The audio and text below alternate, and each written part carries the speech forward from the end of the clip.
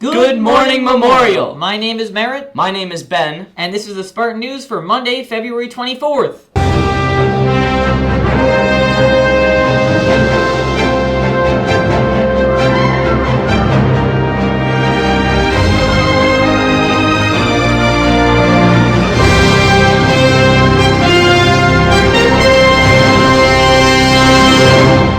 VPM Orchestra has a concert next Tuesday, March 4th at 7 p.m. in the auditorium. Show up and support VPM music. High school conferences are next week, Thursday afternoon and all day Friday, meaning we have no school next Friday.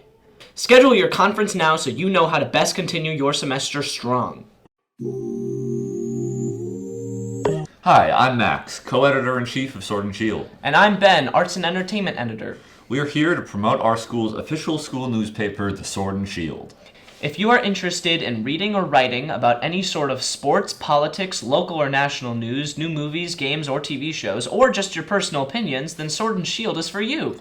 We have a meeting March 3rd for our April issue, which typically centers many parody, satirical, and joke articles. So come down for a low-stakes introduction to the club. It's a great, low-pressure way to join, so just show up if you're interested. Our March issue is out March 1st on memorialswordandshield.com. That's right, memorialswordandshield.com. Check it out and see some great student-written articles. Hi, I'm Simon Sullivan. And I'm Milo Boyle. And we are the co-founders of Memorial Meals Matter. Our goal is to fight food insecurity by organizing impactful food drives and engaging in meaningful volunteer work. We are looking for board members of all grade levels that demonstrate leadership and can help organize volunteer events. If you think that you can make a difference, go to our Instagram at Memorial Meals Matter and click the link in the bio to fill out a form. We are looking for applicants from all grade levels, and results will be announced this Wednesday. Remember, you don't have to be a board member to volunteer at our food drives, and we hope to see you there. Hello, Spartans! NHS is having a bake sale on February 24th and 25th to fund pins for graduation. Come down to the Welcome Center before or after school. We will be selling chocolate chip cookies, sugar cookies, and brownies for $1. Proceeds will be going to a charitable organization. And now for the question of the week. I'm Jonathan, and this week's question of the week is, what would your supervillain name be, or superhero name? What would your superhero or supervillain name be? Jokester. Good one. Nicholas Armstrong. Good one. Jonah the Jokester. I'm Batman. Batman's a good one. Probably Confusion Woman, because it's the first thing I thought of. Elias. Evil Azaria. Queen Talia. What would your supervillain name be? Supervillain name would be Ion. Alright, lately my superhero name would be Zed and Staley. Mr. Net. What would your superhero or supervillain name be? Nabilosaurus Rex. Yeah, I definitely go for something generic like Matt Thing. Spider-Man. I want Spider-Man! Cape Crusader. You know Captain Underpants? I would be Captain Overpants. If I were to choose a superhero name, I think I would be like Super Farley. And now for the clip of the week.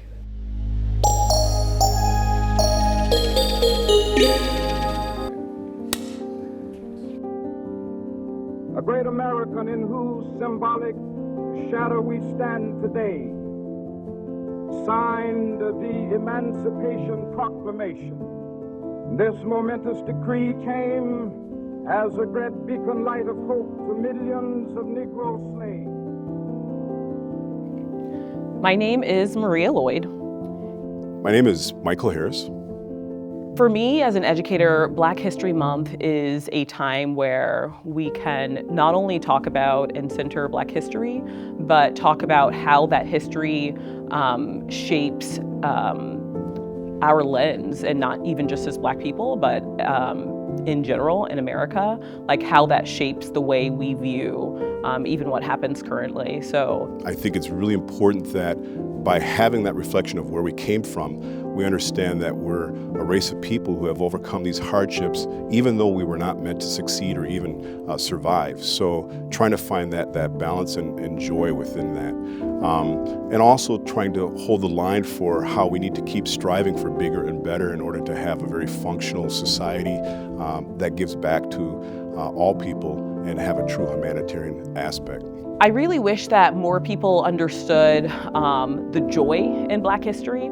I think that, Definitely not as frequently as I saw like growing up in the 90s, but I think in some ways there is still this like understanding of Black history being shaped by the two S's, right? Slavery and segregation. And outside of that, there sometimes isn't like a huge understanding of all the other things that are a part of Black history.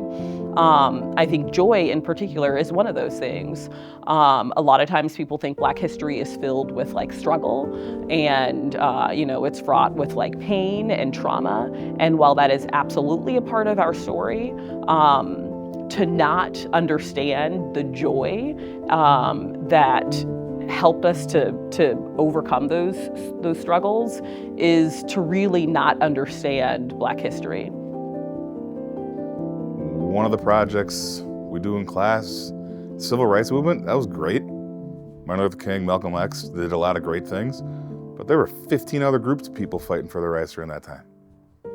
That's why sometimes it's challenging for me to answer a question of just like Black history. And we got black and white, and that's it, but that's 60% of the school, right? There's 40% of people from different backgrounds that need the same opportunities too.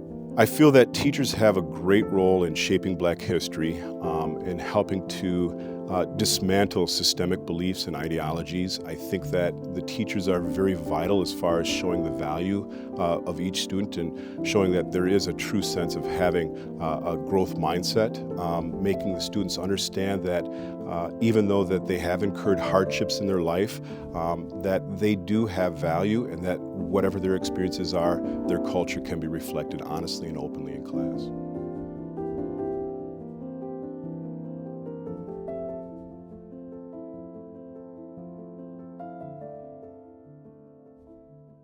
That's all the news for this week, Spartans. Stay strong. We are VPM. Hoorah. Yeah, we did it! Now for the...